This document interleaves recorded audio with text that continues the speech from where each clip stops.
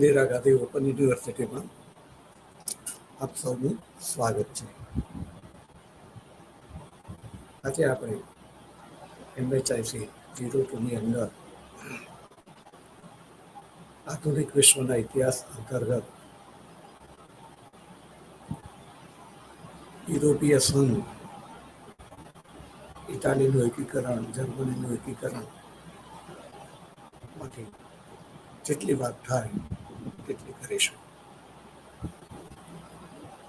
પૂર્ણમિદં પૂર્ણાત પૂર્ણમુદચ્યતે પૂર્ણસ્ય પૂર્ણમાદાય પૂર્ણમેવાવશિષ્યતે.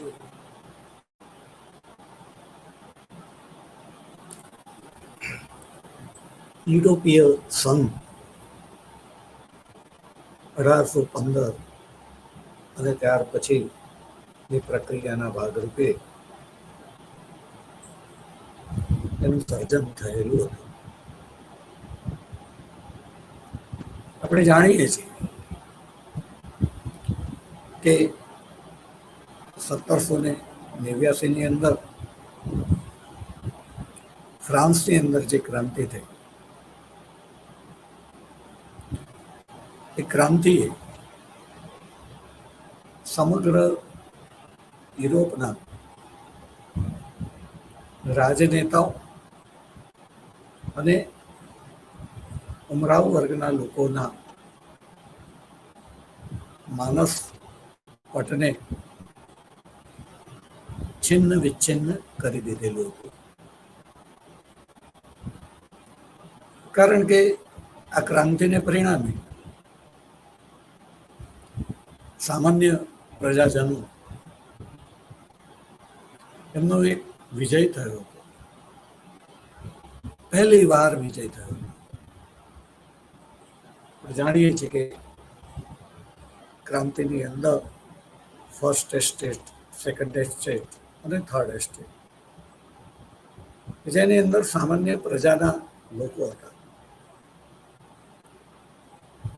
એમણે ટેનિસ કોર્ટની અંદર જે શપથ લીધા, એ શપથ લેવા એ જ એક અભૂતપૂર્વ ઘટના હતી. ત્યાર પછી આપણે વાત કરીએ તો ઘટના એવી ઘટના હતી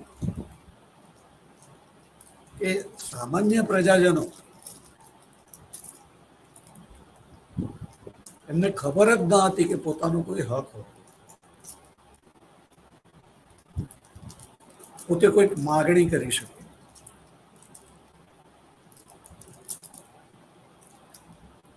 એ લોકોએ માગણી કરવાની હિંમત કરી અને એમાં સફળતા મળી. મિત્રો, વિજય એક એવો નશો છે કે એક વખત એ ચઢે પછી ઉતરતો નથી. સામાન્ય પ્રજાજનો જેમણે કલ્પના ના કરી હોય કે આપણને આવી મહાસત્તાની સામે વિજય મળે, એટલે એમનામાં તો વિજયનો નશો હતો જ. બટ રાજનેતાઓ કે જે ખૂબ ચતુર હોય,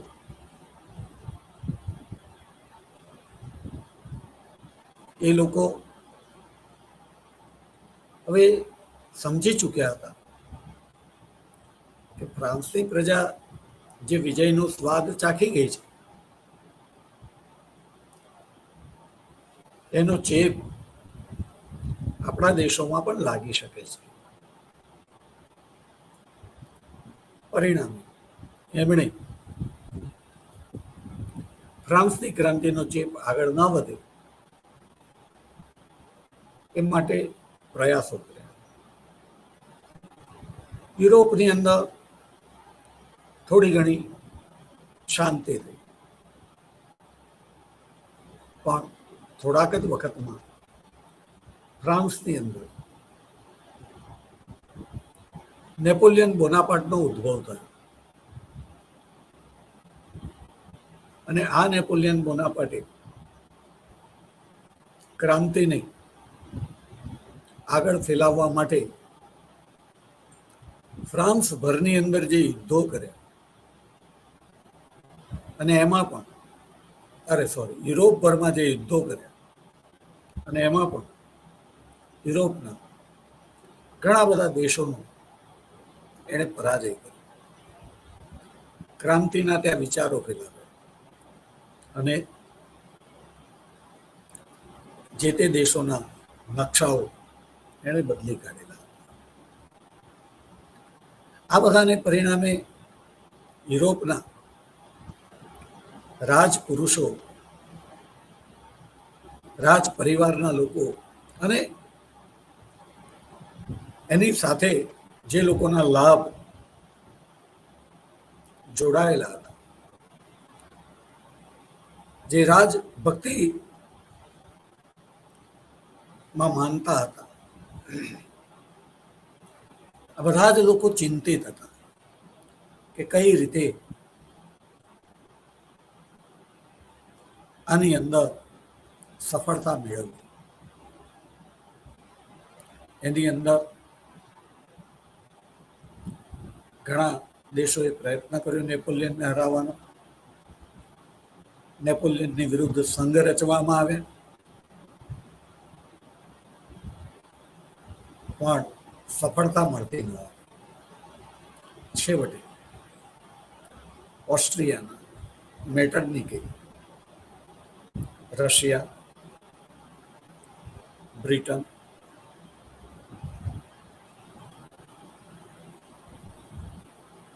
ની મદદથી, રશિયાની મદદથી,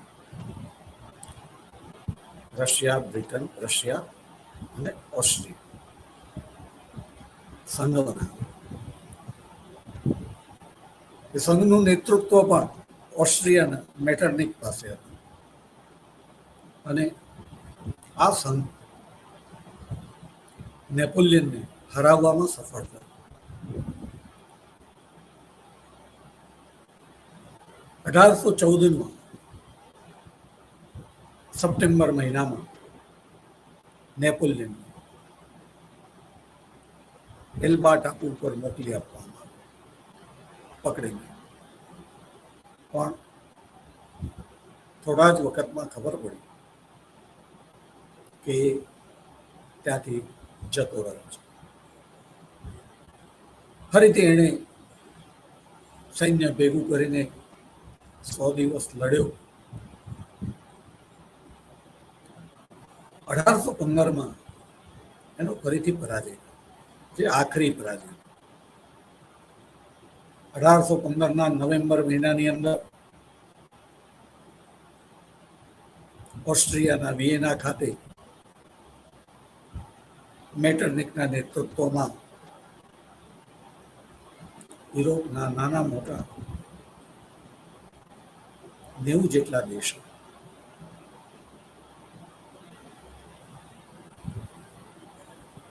એના પ્રતિનિધિઓ ભેગા થાય છે. વિયેનાની અંદર આટલી મોટી સંખ્યાની અંદર આ રીતે ભેગા થવું, એને આપણે આધુનિક વિશ્વની શરૂઆત તરીકે ગણી શકીએ. આપણે આધુનિક વિશ્વ જ્યારે કહીએ ત્યારે ઘણી બધી રીતે એને વ્યાખ્યાયિત કરી શકાય. ત્યારે આ આધુનિક વિશ્વ ની એક વ્યાખ્યા કે જેમાં આપણે પ્રજાનો વિજય કહીએ, અથવા તો રાજનીતિની અંદર એ રાજસત્તાની અંદર પ્રજાની ભાગીદારીની વાત કરીએ. એ જ રીતે સામૂહિક સલામતીની વાત કરીએ તો એ સામૂહિક સલામતીની શરૂઆત આ રીતે વિયેના સંમેલનની અંદર શરૂ થઈ. યુરોપના બહુ બધા ભલે નાનકડા રાષ્ટ્રો હતા, ઘણા તો શહેરો જેટલા નાનકડા હતા, પણ ઘણા બધા પ્રતિનિધિઓ ત્યાં આગળ ભેગા થયા. અહીંયા મહત્વની વાત એ હતી કે અહીંયા પ્રજા, સામાન્ય પ્રજા, એના હકોનું રક્ષણ કરવા માટે આ બધા ભેગા નતા થયા, પણ પોતાના હકો માટે, એના રક્ષણ માટે ભેગા થયા. પણ એ ભેગા થયા અને ભેગા થઈને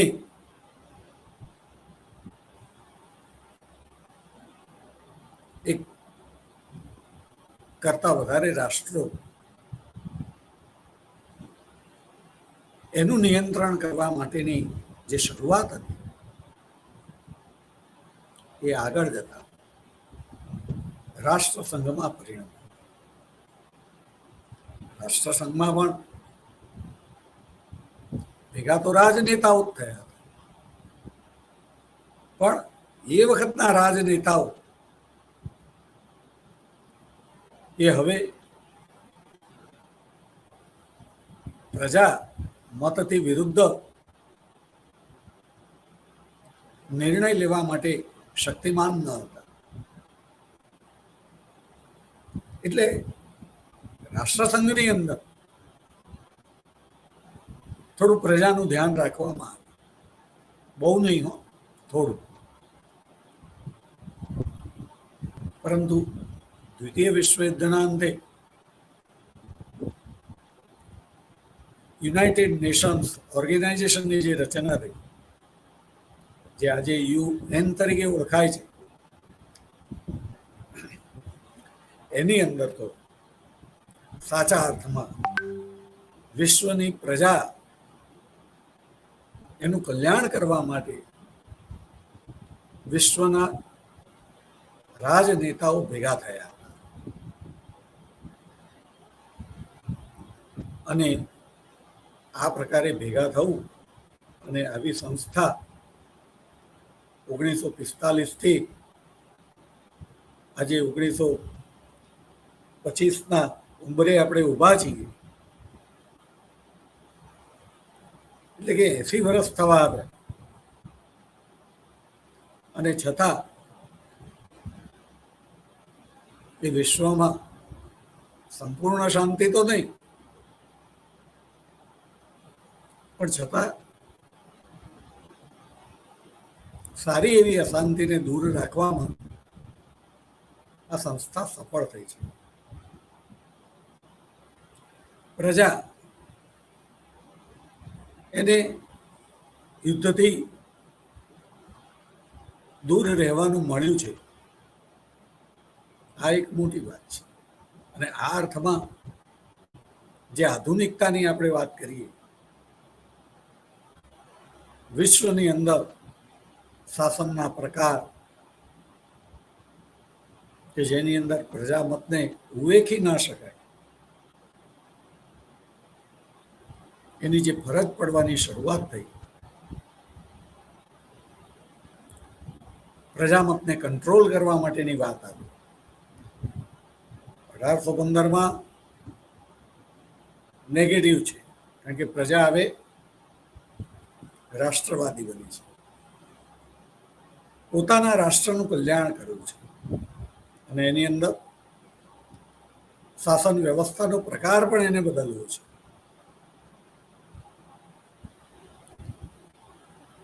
રાજાશાહીમાંથી લોકશાહી શાસન વ્યવસ્થાની અંદર પરિવર્તન કરવું છે અને આ અર્થમાં આધુનિક વિશ્વ તરફ પ્રયાણ છે. પ્રજામતને હવે ઉવેખી નથી શકાતું અને પરિણામે વિયેના સંમેલનમાં જ આપણને જોવા મળે છે પહેલી વાર કે અગાઉ યુદ્ધની અંદર વિજેતા રાષ્ટ્રો પરાજિત રાષ્ટ્રો સાથે મનમાની શરતો લાદતા હતા, પરંતુ આ વિયેના સંમેલનમાં અને વિયેના સંમેલનની જે કંઈ કામગીરી થઈ એ કામગીરીનું વ્યવહારની અંદર પાલન કરાવવા માટે યુરોપીય સંઘની રચના કરવામાં આવી. એ યુરોપીય સંઘમાં પરાજિત ફ્રાન્સ છે, પરાજિત ફ્રાન્સ, ફરીથી બોલું છું, પરાજિત ફ્રાન્સ, એને પણ સ્થાન આપવામાં આવ્યું.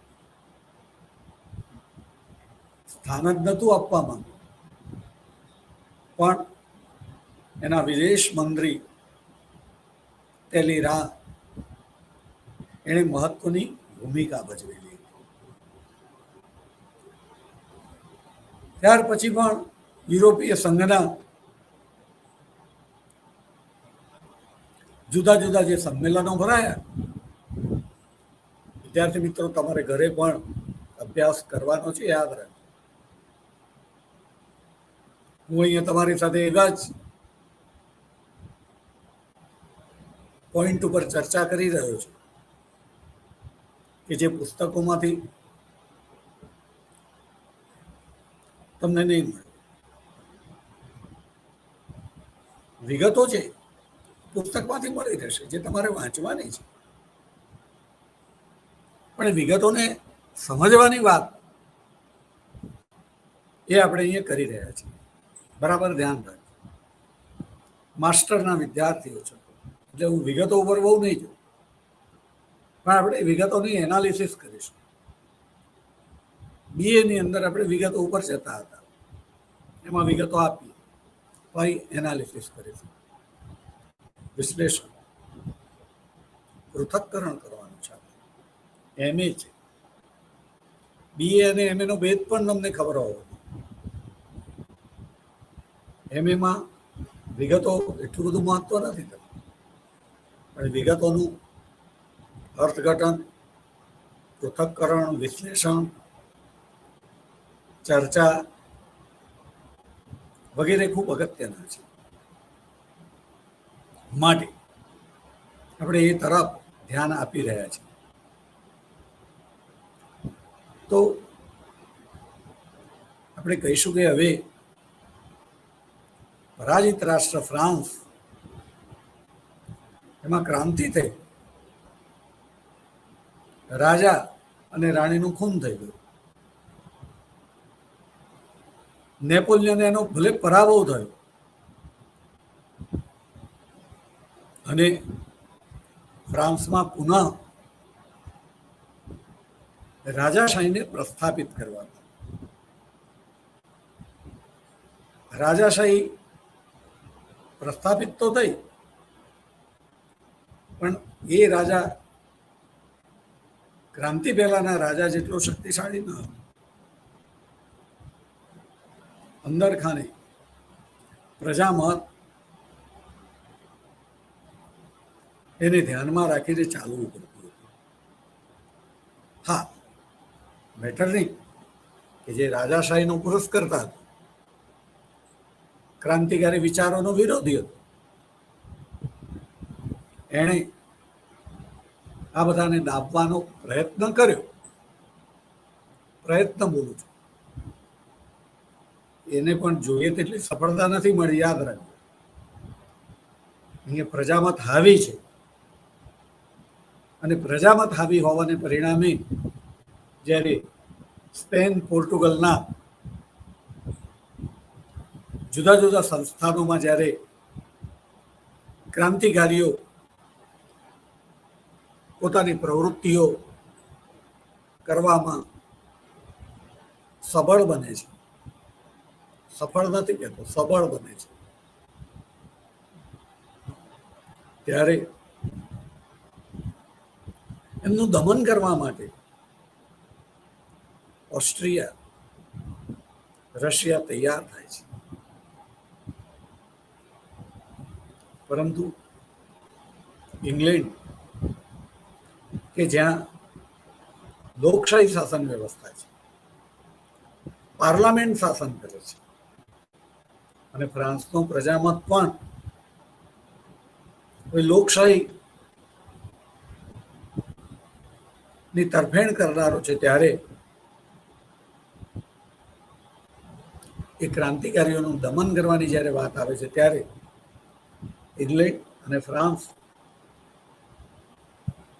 એ ઓસ્ટ્રિયા, રશિયા, સ્પેન એને સંમતિ નથી આપતા, અને એમના સાથ વગર ઓસ્ટ્રિયા, રશિયા, સ્પેન વગેરે એ ક્રાંતિકારીઓનું દમન કરવા માટે કોઈ પગલાં પણ ભરતા નથી. અને આ પ્રજાનો વિજય છે. આ અર્થમાં વિશ્વ આધુનિકતા તરફ ગતિ કરી રહ્યું છે. પ્રયાણ છે મિત્રો, બરાબર યાદ રાખવાનું, પ્રયાણ છે, સફળતા નથી. હા, એવું કરવું પડ્યું અને આપણે સફળતા ચોક્કસ કહી, પણ ખરી સફળતા એ ત્યારે છે કે આ બધો પ્રયત્ન પ્રજાના જીવન ધોરણને સુધારવા માટેનો છે. અને પ્રજાનું જીવન ધોરણ એટલે કોઈ એક બે દેશ, કોઈ બે એક ખંડ, એવું નહીં. હવે જે વાત છે સમગ્ર વિશ્વની પ્રજાની વાત છે. આપણે અત્યારે વાત 1815 અને ઓનવર્ડ્સ કરી રહ્યા છીએ. પણ વિદ્યાર્થી મિત્રો, તમે તો હવે માસ્ટરના વિદ્યાર્થી છો, તમને ખબર પણ છે કે હવે ઔદ્યોગિક ક્રાંતિ શરૂ થઈ ચૂકેલી છે, જેનો સમયગાળો આપણે જાણીએ છીએ જેમ 1750 થી 1850. અને આ ક્રાંતિ શરૂ થયું એની સાથે વાણિજ્યવાદ, સામ્રાજ્યવાદ એ ખૂબ ઝડપથી પ્રગતિ કરી રહ્યું, અને પરિણામે હવે વિશ્વના દેશો એક ખંડના જ નહીં, જુદા જુદા ખંડના દેશો એકબીજાની સાથે આદાન પ્રદાન કરી રહ્યા. આવા સંજોગોની અંદર હવે પ્રજાના જીવન ધોરણની વાત કરીએ તો એ માત્ર યુરોપના જીવન ધોરણની વાત નથી, સમગ્ર વિશ્વના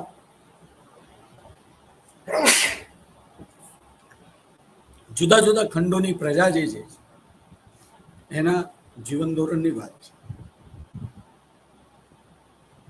આજે યુરોપના દેશોના પ્રજાનું જીવન ધોરણ એ અન્ય ખંડો કરતા ઘણું સારું થયેલું છે, પરંતુ અન્ય દેશોમાં એ સફળતા જે મળવી જોઈએ મળી નથી. આફ્રિકાના ઘણા બધા દેશોની પ્રજા એના જીવન ધોરણની અંદર ઘણી તકલીફો છે. ચીન આર્થિક દ્રષ્ટિએ એક દેશ તરીકે ઘણો આગળ વધેલો દેશ છે, પરંતુ પ્રજાનું જીવન ધોરણ એ આર્થિક સફળતાની સાથે જેટલું આગળ વધવું જોઈએ એટલું નથી. ભારત આજે ઇકોનોમીની દ્રષ્ટિએ ઘણું આગળ વધેલું છે. થોડાક વર્ષોની અંદર અત્યારે જે દેખાય છે તે પ્રમાણે જગતની ત્રીજા નંબરની ઇકોનોમી બની જશે, બનવાની શક્યતા ધરાવે છે. પરંતુ પ્રજા તો હજી ઘણી બધી પ્રજા એ પોતાની રોજબરોજની આવશ્યકતાઓ પૂર્ણ કરવા માટે ખૂબ જ સંઘર્ષ કરે છે, તણાવગ્રસ્ત જીવન જીવે છે. આ તારીખે વિશ્વની અંદર જે કંઈ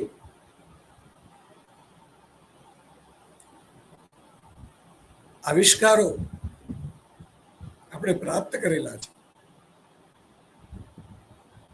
એમાંથી મોટાભાગની પ્રજા બહુ ઓછા ટકા ભોગવી શકે છે એ આવિષ્કારો. ત્યારે આપણે આધુનિક વિશ્વનું નિર્માણ કર્યું છે એવું કહેવું એટલે બહુ મોટો ભ્રમ કહી શકાય.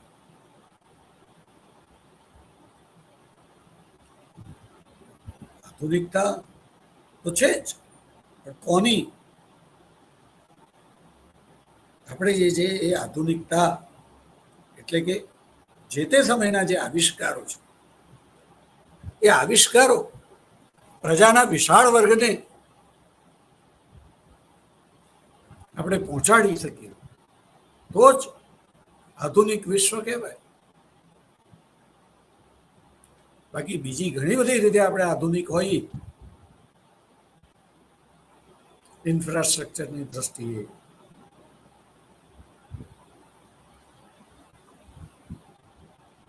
જુદી જુદી ચીજ વસ્તુઓ, ડોમેસ્ટિક એપ્લાયન્સીસ, ઘણું બધું આધુનિક. પણ પ્રજા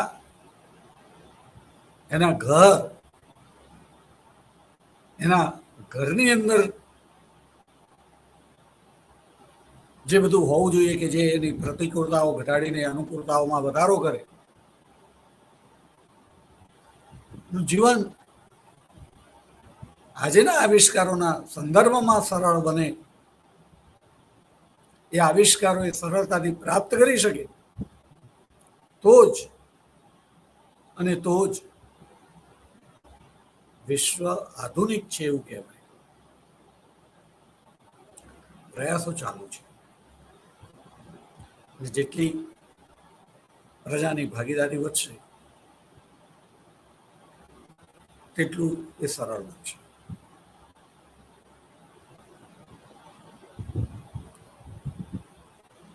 જે કંઈ લોકોના હાથમાં જે કોઈ પ્રકારની સત્તા છે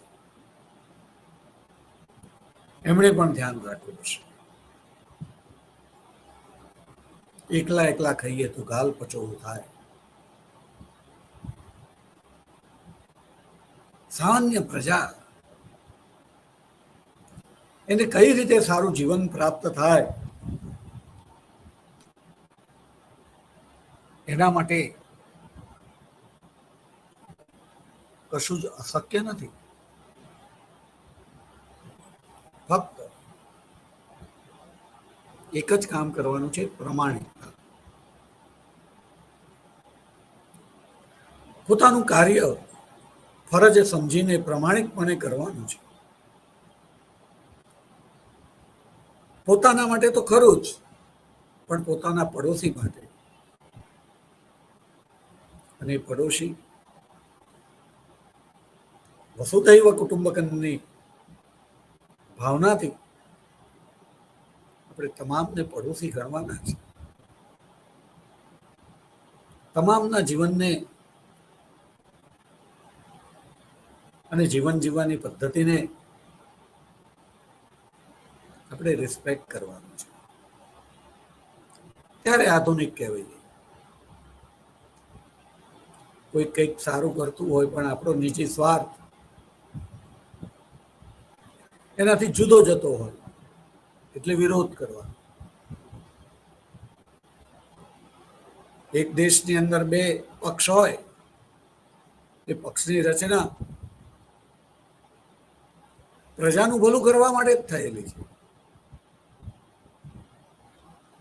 અને ભલે વિરોધ પક્ષ સત્તામાં ના હોય, પણ શાસક પક્ષ જ્યારે દેશની પ્રજા માટે કોઈક સારી યોજનાઓ બનાવતો હોય તો એના વખાણ કરવા જોઈએ. એની અંદર યથાયોગ્ય મદદ કરવી જોઈએ. પણ મદદ કરવાથી પોતાનો પક્ષ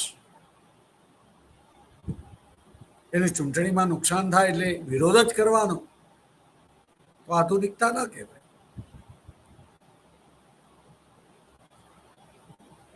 પોતાનો ફાયદો નહીં, તમે પ્રજાનું ભલું કરવા માટે આવે છો. પ્રજાનું ભલું કોણ કરે છે એ અગત્યનું નથી. પ્રજાનું ભલું જે પણ કરી રહ્યું હોય તો એ યજ્ઞની અંદર તમામે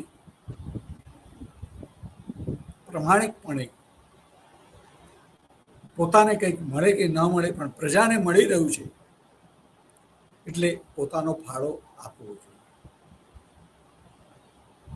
એની જગ્યાએ પ્રજાને ગેરમાર્ગે દોરવી, પ્રજા સામાન્ય છે. જીવન એટલું બધું વૈવિધ્યથી ભરેલું છે કે ગમે તેવી સફળ દેખાતી વ્યક્તિ પણ જીવનના ઘણા બધા પાસાઓની વાસ્તવિક સત્યતાથી અજાણ, અને એ ક્ષેત્રની અંદર એ અજાણ છે ત્યારે એ ક્ષેત્રના માંધાતાઓ એને ગેરમાર્ગે દોરે.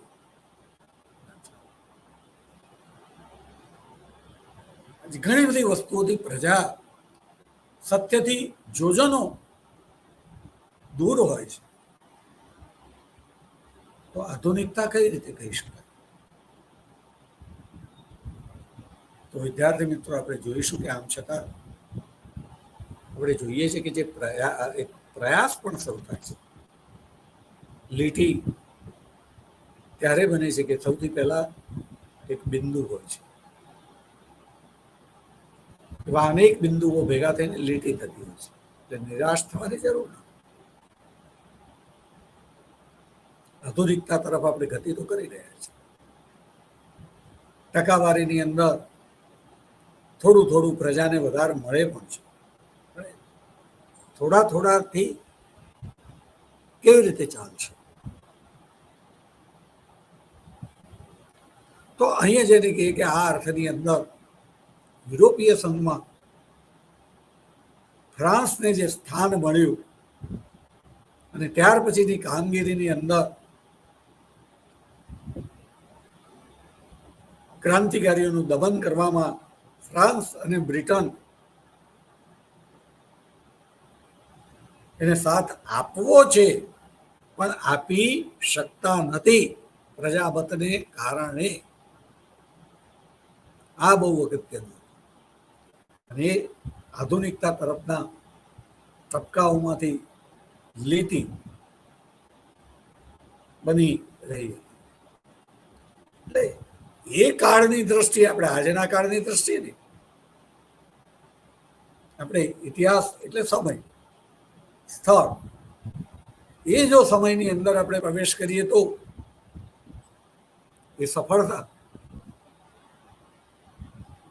એ આધુનિકતા તરફની ગતિ હતી. પણ આજે એને ઘણો કાળ થઈ ગયો છે ને, એમાં જોઈએ તો વચ્ચે જે અવરોધો આવે છે ને ફરી પાછું ચોર પોલીસની રમતની જેમ, માઇટ ઇઝ રાઇટની જેમ શક્તિશાળી છે, એને જ જીવવાનો અધિકાર છે. સર્વાઈવલ ઓફ ધ ફિટેસ્ટ પ્રમાણે જે લોકો બધે ધ્યાન આપી શકતા નથી અને જ્યાં ધ્યાન નથી રહેતો ત્યાં દુર્ઘટના ઘટી જાય છે. સાવધાની હટી, દુર્ઘટના ઘટી. ફરી પાછું આજે લોકશાહી કહીએ પણ આજની વાત કરીએ તો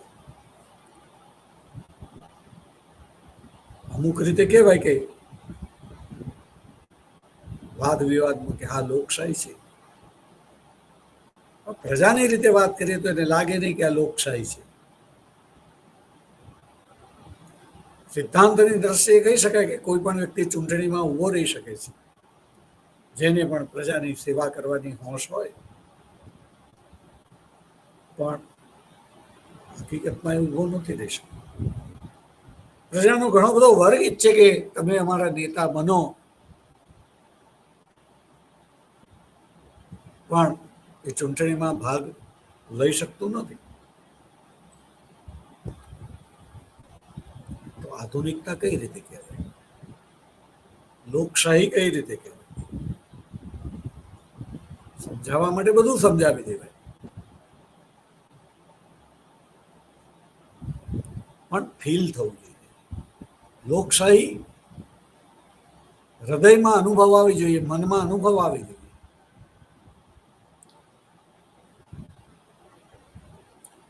તો એ રીતે આપણે જોવા જઈશું તો એ નથી, પણ એ વખતે જે દિશામાં કાર્યો થયા અને એ રીતે આપણે આધુનિક વિશ્વ તરફ આગળ વધી રહ્યા હતા એવું ચોક્કસ કહી શકાય, સ્વીકારવું પડે. જે તે સમયને ધ્યાનમાં રાખીને એ દિશાની અંદર જે ગતિ કરવામાં આપણે બે ડગલા પણ આગળ વધીએ એટલે એ ગતિ કહેવાય, અને આધુનિકતા તરફની ગતિ હતી. ત્યાર પછી આપણે જાણીએ છીએ કે મેટરનિક કે હવે વિશ્વની અંદર જે આધુનિકતાનું ઝરણું ફૂટી નીકળ્યું હતું, એનું વહેણ શરૂ થઈ ગયું હતું. પણ મેટરનિક કે જે રાજાશાહી અને પુરાણી વ્યવસ્થાનો પુરસ્કર્તા હતો, એને થોડોક સમય સફળતા મળી, પણ એને પણ ઓસ્ટ્રિયા છોડવું પડ્યું 1848. અહીંયા હું પુરાણી વ્યવસ્થા જ્યારે બોલું છું ત્યારે આપણે નેગેટિવ નથી લેવા. પુરાણી વ્યવસ્થામાં પણ બહુ બધું પોઝિટિવ હોય છે, પણ સવાલ એ છે કે સમયની સાથે એની અંદર જે બદલાવ કરવો જરૂરી હોય એ બદલાવ કરવા માટે જ્યારે લોકો તૈયાર ન થાય ત્યારે એટલી પુરાણી વ્યવસ્થા, બધી જ નહીં, એને પકડી રાખનાર લોકો એ પણ સમજતા તો હોય છે જ કે આ બદલાવ જરૂરી છે, પણ એ પરિવર્તન એમના હિતો સાથે ટકરાય છે અને માટે એમને પરિવર્તનની જગ્યાએ પરંપરા ટકાવી રાખવામાં એમના સ્વાર્થને કારણે, એમના નિજી હિતોને કારણે રસ હોય છે. પણ આધુનિકતા ત્યારે જ છે કે જ્યારે આપણે પ્રજાના વિશાળ વર્ગના ભલા માટે આપણે આપણા અંગત હિતોને છોડીને પણ સામાન્ય પ્રજાનું નેતૃત્વ કરીએ. અને આપણે જેમ શ્લોક બોલ્યા, પૂર્ણમદ પૂર્ણમિદં, એમ સર્જનહાર ઉપર વિશ્વાસ રાખીએ, નવી વ્યવસ્થા સાથે આપણે અપડેટ થઈએ તો કોઈના હિતોને નુકસાન થતું નથી. એ તો જૂનામાંથી નવામાં સેટ થઈ જતા હોય છે. પણ ટૂંકો વિચાર તો અહીંયા જેને કહીએ કે મેટરનિકનું પતન થયું અને ફરી પાછું ક્રાંતિકારી વિચારોને વાચા મળ્યું. ઇટાલી કે જે જુદા જુદા 300 જેટલા ભાગોની અંદર દેશ વેચાયેલો હતો, એની અંદર મેઝિની જેવો રાજપુરુષ આગળ આવ્યો, જેને યુવાનોમાં વિશ્વાસ હતો. એણે યંગ ઇટાલી નામના પક્ષની સ્થાપના કરી. એણે સામાયિક શરૂ કર્યું અને પોતે લેખો લખીને ઇટાલીની પ્રજાને જાગૃત કરી. એણે કહ્યું કે મને ઇટાલીના યુવાનોમાં વિશ્વાસ છે અને એ રીતે એણે જે જાગૃતિ આણી એની પહેલા કાર્બોનરી પક્ષે કામ કરેલું હતું. મેઝીની પણ એક વખત કાર્બોનરી પક્ષનો સભ્ય હતો, પણ પછી એણે યંગ ઇટાલી, તરુણ ઇટાલી પક્ષની સ્થાપના પોતાનું સામાયિક શરૂ કર્યું, જે દ્વારા પોતાના વિચારો ઇટાલીની અંદર ખૂબ જાગૃતિ.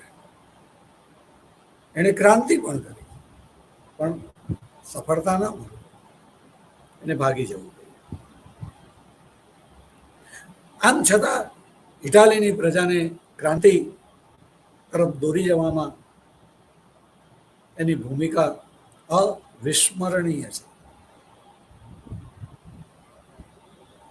બીજો હતો ગેરીબાલ્ડી, સૈનિક હતો. એણે સેના ઊભી કરી, એને સુદ્રઢ નેતૃત્વ પૂરું પાડ્યું અને ઘણા વિજયો પ્રાપ્ત કર્યા. અને એણે ઇટાલીના એકીકરણની અંદર મહત્વનો રોલ અદા કર્યો. આ બે કરતા ત્રીજો રાજપુરુષ વધારે મહત્વનો, જેનું નામ છે કેમિલો કાઉર. કાઉર જે છે ખૂબ ચતુર હતો, સમજદાર હતો. એ આવનારા પરિવર્તનોને સારી રીતે ઓળખી શકતો હતો અને એણે જે રીતે નેતૃત્વ પૂરું પાડ્યું, પોતાનો રાજા અને ગેરીબાલ્ડીને ભેગા કર્યા, ઇટાલીનું એકીકરણ કરવામાં સૌથી મહત્વની ભૂમિકા ભજવી. ટૂંકમાં ક્રાંતિકારીઓનો વિજય થયો, ઇટાલીનું એકીકરણ થયું, મેઝીની, કાઉર અને ગેરીબાલ્ડી સફળ નેતૃત્વ પૂરું પાડ્યું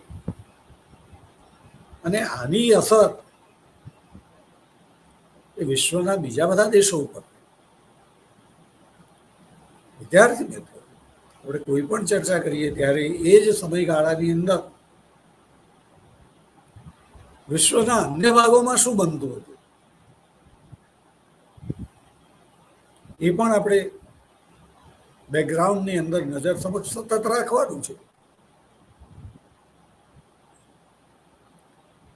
ભારતની વાત કરો કે 1870ની અંદર ભારતની પ્રજા કેટલી જાગૃત હતી.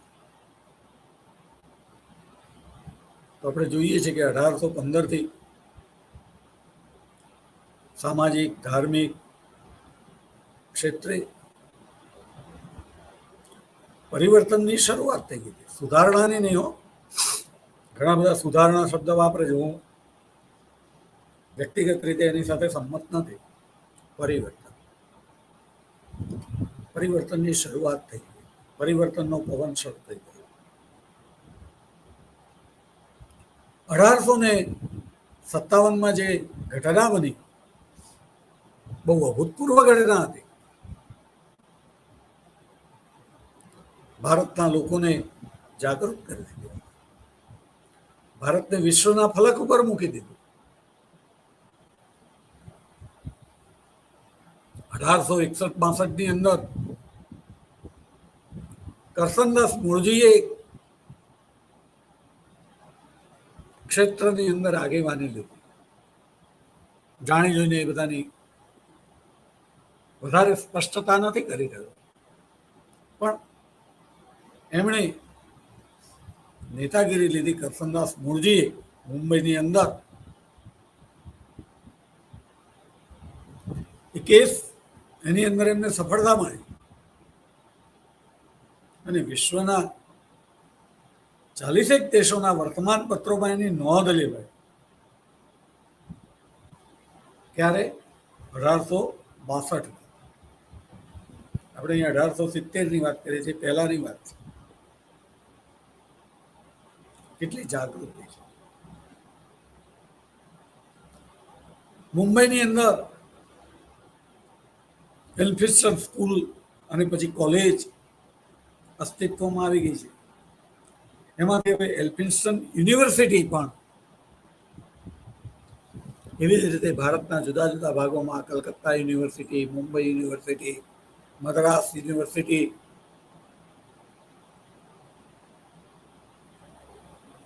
આ બધું 1870 આસપાસની ઘટનાઓ છે.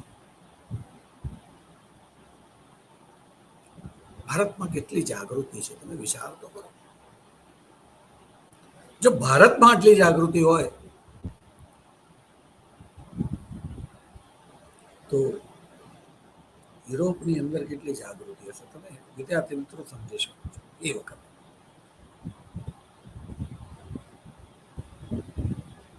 તો 1870 આ ઇટાલીનું એકીકરણ બહુ જ મોટી વાત હતી, જેણે વિશ્વના લોકોને પણ પોતાના હકો માટે પ્રેરિત કર્યા. લોકમત આખા વિશ્વની અંદર હવે ઘડાઈ રહ્યો હતો. લોકો આત્મનિર્ણયના અધિકાર માટે, એટલે કે સ્વતંત્રતા માટે આગળ આવી રહ્યા હતા. આ જ સમયે યુરોપમાં એક બીજી અગત્યની ઘટના બની અને એ ઘટના એટલે જર્મનીનું એકીકરણ.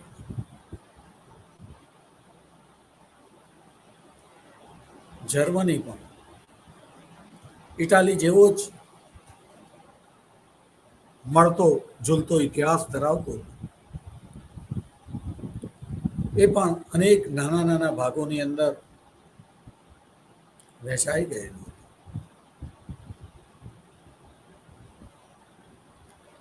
નેપોલિયન બોનાપાર્ટે જે વિજયો પ્રાપ્ત કર્યા હતા એની અંદર એને જર્મનીનું એકીકરણ કરવામાં પણ આડકતરી રીતે શરૂઆત કરી દીધેલી હતી. એણે રાઇન પ્રદેશના અંદર એક સંઘ બનાવ્યો. એ વિગતો તમે વાંચજો, કે ખબર ના પડે તો તમે મને પૂછી પણ શકો છો. પણ સૌથી મહત્વની વાત કે બિસ્માર્ક એ રાજા નથી, બિસ્માર્ક પહેલાનો જે સમય યુરોપની અંદર જુદા જુદા બે વ્યક્તિઓના નામે ઓળખાય છે.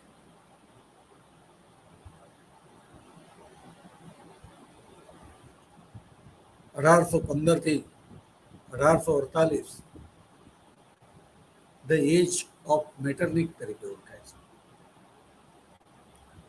1799 થી 1815 ધ એજ ઓફ નેપોલિયન તરીકે ઓળખાય છે. એ કોઈ રાજા નથી, નેપોલિયન છે. અહીંયા વડાપ્રધાન છે, ચાન્સેલર છે.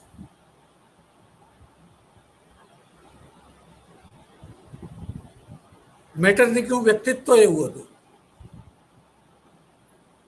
કે રાજા પડદા પાછળ જતો રહેતો, કરતા કરતા મેટરનિક બની ગયો. એવી જ રીતે અહીંયા જર્મનીનું એકીકરણ થયું. એ પહેલા જર્મનીનો જ એક પ્રદેશ કે જે રશિયા,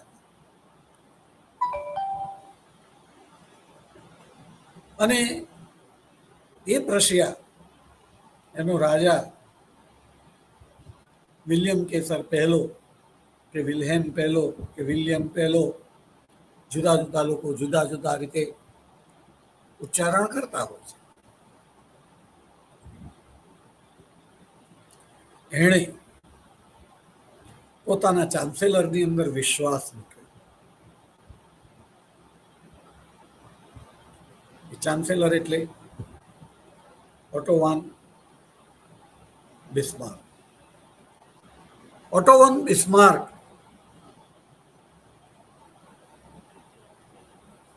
ઓગણીસમી સદીનો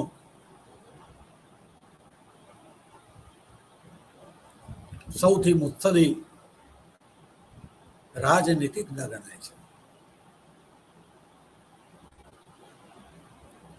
આ રાજનીતિજ્ઞ રાજાની ભક્તિ કરતો હતો અને રાજા એનામાં વિશ્વાસ મૂકતો હતો. એણે 3 મહત્વના યુદ્ધો લડીને જર્મનીનું એકીકરણ કર્યું. એ વખતે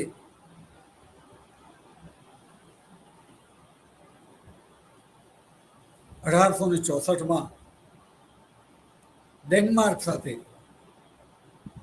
એ સૌ પ્રથમ યુદ્ધ લડે છે. એ યુદ્ધ લડતી વખતે એ વખતના શક્તિશાળી રાષ્ટ્ર ઓસ્ટ્રિયા સાથે મિત્રતા કરે છે. કારણ ઓસ્ટ્રિયા સાથે મિત્રતા કર્યા વગર ડેનમાર્ક સાથે ઉપર યુદ્ધ કરવામાં આવે તો સફળતા મળે તેમ ન હતી. એટલે એક બાજુ ફ્રાન્સને એ શાંત રાખે છે, ઓસ્ટ્રિયાની મદદ લે છે, ડેનમાર્ક સાથે યુદ્ધ કરે છે, અને ડેનમાર્ક પાસેથી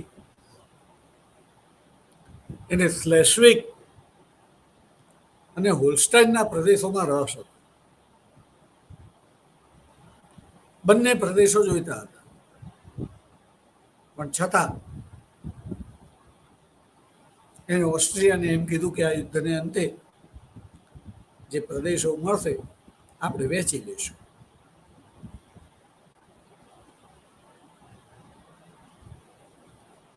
ઓસ્ટ્રિયા અને પ્રશિયાની સંયુક્ત તાકાત આગળ ડેનમાર્ક માટે ટકવું મુશ્કેલ હતું. એનો પરાભવ થયો. સ્લેસ્વિગ અને હોલ્સ્ટાઇન એણે આપી દેવા પડ્યા. બિસ્માર્કે સ્લેસ્વિગ પોતાની પાસે રાખ્યું અને હોલ્સ્ટાઇન ઓસ્ટ્રિયાને.